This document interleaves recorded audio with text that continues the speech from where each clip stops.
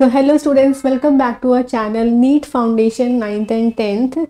My name is Sachina and I've done my masters in physics. So देखो students, जितने भी new students जो हमें पहली बार देख रहे हैं, हमारी वीडियो को आपने पहली बार देखा है और अगर हमारी वीडियो आपको अच्छी लग रही है तो आपको एक काम ज़रूर करना है। और क्या काम करना है, देखो आपको क्या करना है, वीडियो के नीचे इस तरीके से सब्सक्राइब का ऑप्शन आपको दिखाई दे रहा होगा, उसके आपको क्लिक कर देना है। क्लिक करने के बाद यहाँ पे आपको बेल आइकन पे क्लिक करके ऑल को सिलेक्ट कर देना है। ऑल को सिलेक्ट करने से होगा कि हमारी जितनी भी वीडियोस हैं वो ऑन टाइम आपको मिलती रहेंगी एंड सारी की सारी चीज़ें जो है वो आपको टाइम टू टाइम मिलती रहेंगी, कोई भी चीज़ आपकी रहेंगी नहीं, ठीक है।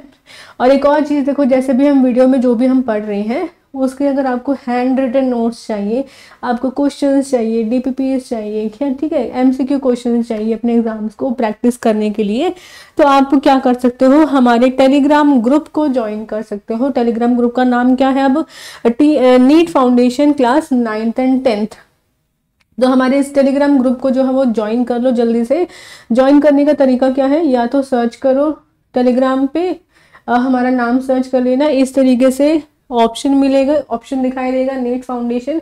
या फिर काम इजी करने के लिए हमने क्या कर दिया है, आपका डिस्क्रिप्शन बॉक्स में हमने लिंक प्रोवाइड कर दिया है, उस पर क्लिक करोगे सीधा सीधा वहाँ पे जाके वो पेज मिलेगा आपको, टेलीग्राम ग्रुप मिलेगा, उसे सिर्फ ज्वाइन कर लेना है आपको, ठीक है, ताकि सारी चीज़ें जो है ऑन टाइम आपको मिलती रहे, ठीक है। सो नाउ अब देखो, अब हम अपना चैप्टर जो है वो आगे स्टार्ट करते हैं। तो आज का टॉपिक देखो, हमारा क्या टॉपिक है आज का, हम कर रहे हैं क्लास 9th का साइंस का एक चैप्टर कर रहे हैं। चैप्टर का नाम क्या है, वर्क एंड एनर्जी, ठीक है। तो वर्क एंड एनर्जी के बारे में हम पढ़ रहे हैं। आज का हमारा टॉपिक क्या है, देखो, laws of conservation of energy.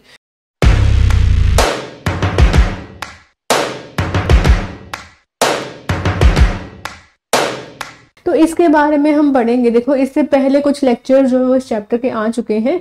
अगर वो लेक्चर्स आपने नहीं देखे हैं तो एक काम आपको ज़रूर करना है कि वो सारे लेक्चर्स आपको देखने हैं, ताकि अच्छे से ये चैप्टर जो है वो आपको समझ में आए।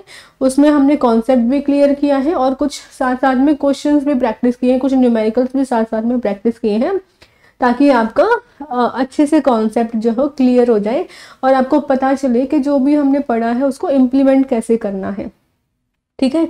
और आज का हमारा टॉपिक क्या है, देखो, law of conservation of energy, ये हमारा टॉपिक है। यानी कि हमें देखना है, देखो नाम से देखो क्या पता लग रहा है, law of conservation of energy, यानी कि एक ऐसा लॉ जो कि ये बोल रहा है कि एनर्जी जो है वो कंजर्व्ड रहती है, ठीक है। यही क्या है हमारा law of conservation of energy, ठीक है। अब इसको देखो अच्छे से पढ़ेंगे अगर, तो क्या बोल सकते हैं, देखो, law of conservation of energy, जो हमारा law of conservation of energy है, स्टेट्स दैट, वो क्या स्टेट कर रहा है, that energy can neither be created, कि एनर्जी ना तो वो क्रिएट की जा सकती है नॉर डिस्ट्रॉयड।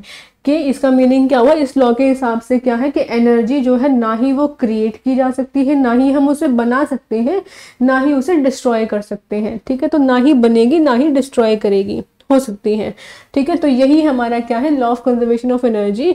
और ये जो एनर्जी है उसको सिर्फ हम ट्रांसफॉर्म कर सकते हैं, कन्वर्ट कर सकते हैं from one form to another.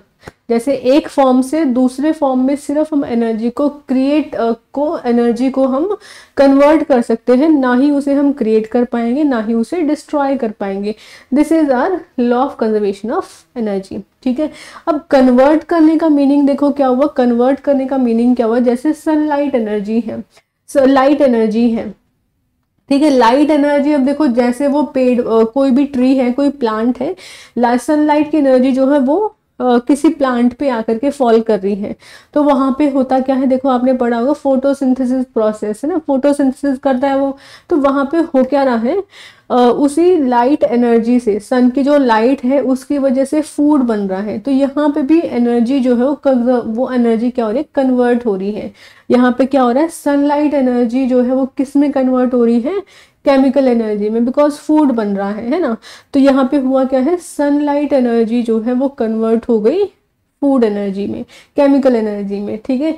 एक और एग्जांपल ले लो, ठीक है, एक और एग्जांपल ले लो, जैसे मान लो आपके पास एक बॉल है, ठीक है, आपके पास में एक बॉल है, आपने इस तरीके से उसको फेंका, ठीक है, आपने सामने की तरफ उसको अपने सामने ऐसे फेंका, ठीक है, और आगे जाकर के जो बॉल है वो किसी दीवार पे जाकर के टकरा गई, ठीक है।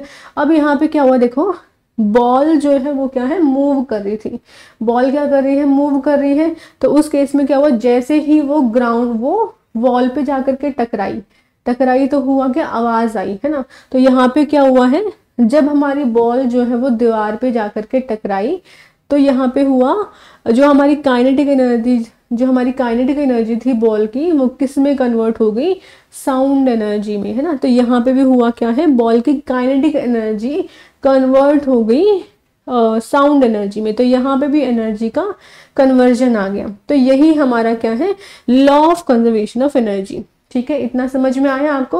अब देखो आगे दोबारा देख लेते हैं। अब आगे क्या करना है, ये देखो आगे हमें ये देखना है। अब इस चैप्टर में देखो हमने दो टाइप की एनर्जी हमने पढ़ी है, kinetic energy and potential energy, ठीक है। अब यहाँ पे देखो मैकेनिकल एनर्जी क्या होता है, mechanical energy, total mechanical energy के बारे में हम देखना स्टार्ट करेंगे। टोटल मैकेनिकल एनर्जी, ठीक है। टोटल मैकेनिकल एनर्जी कितना होता है, हमने दो टाइप की एनर्जी पढ़ी थी, एक तो काइनेटिक एनर्जी,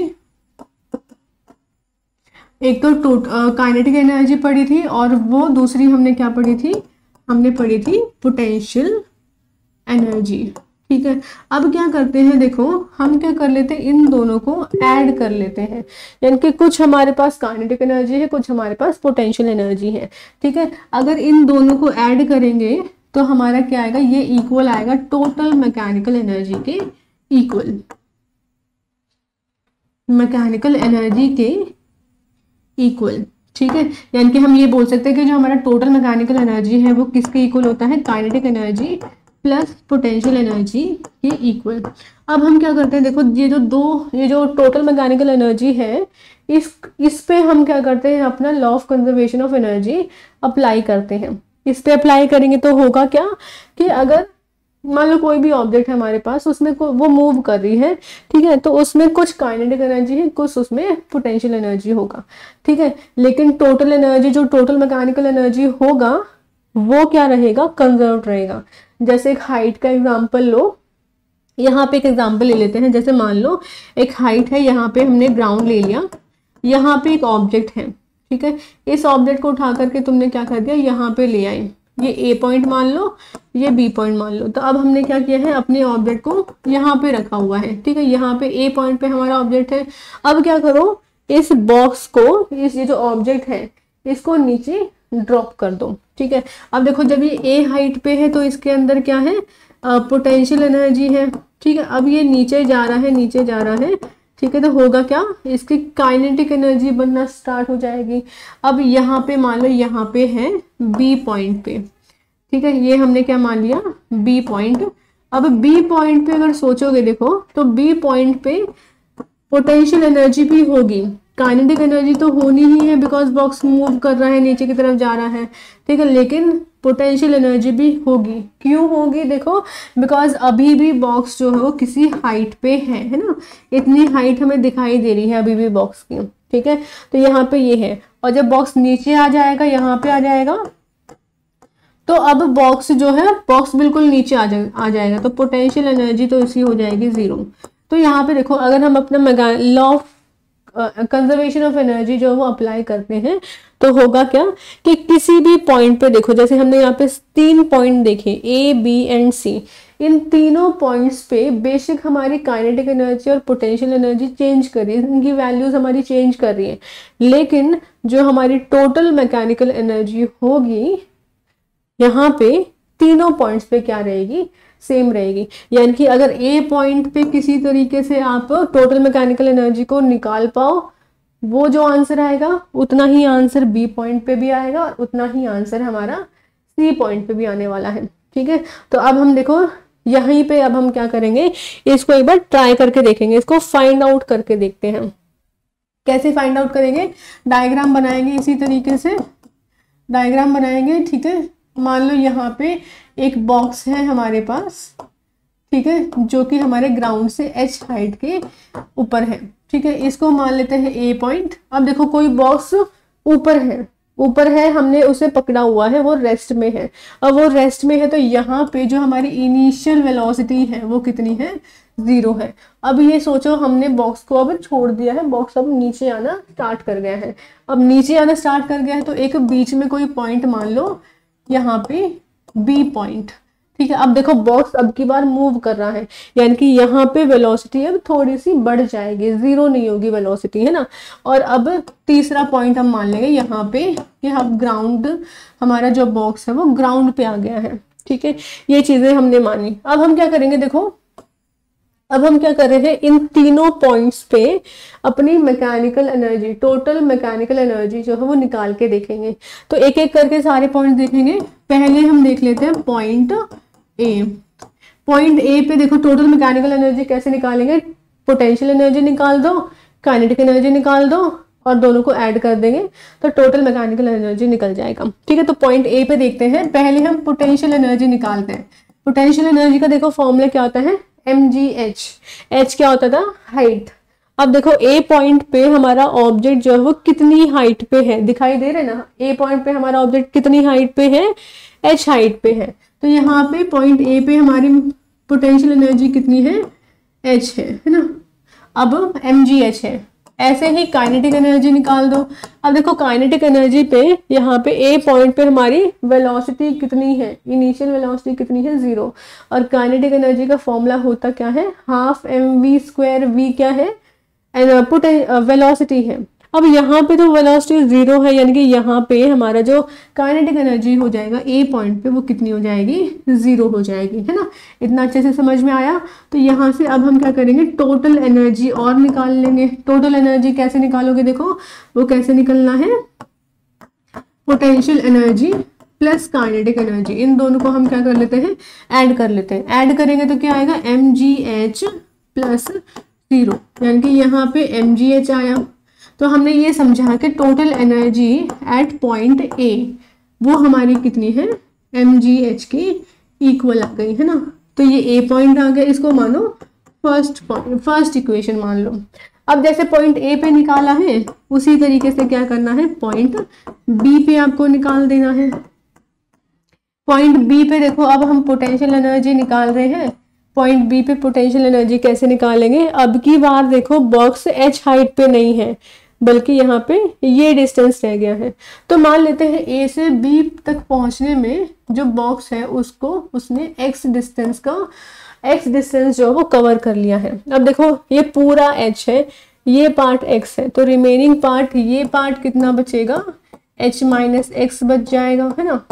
ये पार्ट बचा हमारा h माइनस एक्स। तो अब हम पोटेंशियल एनर्जी निकालेंगे तो क्या आएगा, mgh होता है। h क्या है, ग्राउंड से डिस्टेंस चेक करते हैं। अब बॉक्स बी के लिए ग्राउंड से यहाँ तक का डिस्टेंस कितना है, देखो h माइनस एक्स दिखाई दे रहा है ना। तो अब की बार यहाँ पे कितना हो गया है, h माइनस एक्स। इसको सॉल्व कर लेंगे तो कितना आएगा, mgh माइनस mgx। ठीक है, ये पोटेंशियल एनर्जी निकाली। ऐसे ही काइनेटिक एनर्जी निकाल दो। काइनेटिक एनर्जी का फॉर्मूला क्या है, हाफ mv²। यहाँ पे वेलोसिटी मान लोगे v, ठीक है, v1 मान लेते बिकॉज हमें नहीं पता कितनी एनर्जी है। तो क्या आएगा, हाँ कितनी वेलोसिटी हमें नहीं पता है ना, तो हाफ ऑफ v1 का स्क्वायर। अब v1 देखो कैसे निकालना है। v1 निकालने के लिए हम क्या करेंगे, अपना थर्ड इक्वेशन यूज कर लेंगे, third equation of motion. Third equation of motion क्या कहती है, देखो हमारी जो थर्ड इक्वेशन ऑफ मोशन है वो क्या कहती है, वो कहती है v² minus u² equals to 2as, है ना। अब देखो वर्टिकल मोशन हो रहा है तो a हमें क्या लेना है, g लेना है। s हमारा क्या होता है, कितना डिस्टेंस मूव किया है, तो कितना डिस्टेंस मूव किया है, x किया है ना। तो यहाँ पे s की जगह पे आपको क्या लिखना है, x लिखना है। और यहाँ पे u², इनिशियल वेलोसिटी देखो कितनी है, 0 है, तो यहाँ पे u² की जगह पे क्या लिखना है, 0 लिखना है ना। तो यहाँ से v² हमारा कितना आया है, 2gx के इक्वल, है ना। तो ये कितना आया, हाफ ऑफ m, और v² की जगह पे v1² की जगह पे 2gx लिख दिया हमने, है ना। 2gx लिख दिया। तो ये हमारा देखो कितना आया, हाफ, 2 से 2 कैंसिल हुआ, ये कितना आया mgx। तो काइनेटिक एनर्जी हमारी कितनी आ गई है mgx। अब क्या करना है, टोटल एनर्जी निकाल देना है, इन दोनों को ऐड कर देना है। ठीक है, इन दोनों को ऐड करेंगे तो देखो क्या आएगा, काइनेटिक टोटल एनर्जी कितना आया बी पॉइंट पे, वो आया पोटेंशियल एनर्जी और काइनेटिक एनर्जी को ऐड कर देना है ना। तो mgh minus mgx plus mgx आ गया। अब देखो कैंसिल होता हुआ दिखाई दे रहा है आपको, तो ये कितना आया है, टोटल एनर्जी बी पॉइंट पे हमारी कितनी आ गई है mgh। ये मान लो सेकेंड इक्वेशन। अब ऐसे ही एट पॉइंट सी और निकाल देंगे, है ना, एट पॉइंट सी पॉइंट पे अगर देखो क्या आएगा, पोटेंशियल एनर्जी। अब ऑब्जेक्ट जो है वो कहाँ पे पहुंच गया, बॉक्स कहाँ पे आ गया है, ग्राउंड पे आ गया है। अब ग्राउंड पे आ गया है तो डिस्टेंस, हाइट कितनी रह गई है, 0 रह गई है। हाइट 0 रह गई है तो पोटेंशियल एनर्जी कितनी, 0 आ गई। ऐसे ही काइनेटिक एनर्जी निकाल दो। काइनेटिक एनर्जी निकालने के लिए क्या करेंगे, हाफ mv स्क्वायर, है ना। अब यहाँ पे दोबारा से थर्ड इक्वेशन यूज करो अपनी, v square minus you square है तो 0 इक्वल्स टू 2g। और अब की बार कितना डिस्टेंस कवर कर लिया है, जितनी हाइट थी, है ना, तो यहाँ से h आ गया, है ना। तो अब v स्क्वायर की जगह पे 2gh लिखना है आपको। तो half of m into 2gh, इसको सॉल्व करो, देखो क्या आएगा, mgh आ जाएगा, mgh आ जाएगा। तो यहाँ से अब टोटल एनर्जी सी पॉइंट पे कितनी आ गई है, 0 प्लस mgh आ गया है ना। तो ये कितना आ गया mgh। ये इसको मान लो थर्ड इक्वेशन। अब देखो तीनों इक्वेशन कंपेयर करो, तीनों इक्वेशन कंपेयर करो। फर्स्ट इक्वेशन में टोटल एनर्जी कितनी आई, mgh। ऐसे ही सेकेंड इक्वेशन में टोटल एनर्जी कितनी आई है, mgh आई है। ऐसे ही थर्ड इक्वेशन में भी देखो टोटल एनर्जी कितनी आई है, mgh। यानी कि तीनों पॉइंट्स पे जो हमारी टोटल मैकेनिकल एनर्जी है वो क्या हो रही है, कांस्टेंट रह रही है, कंजर्व रह रही है।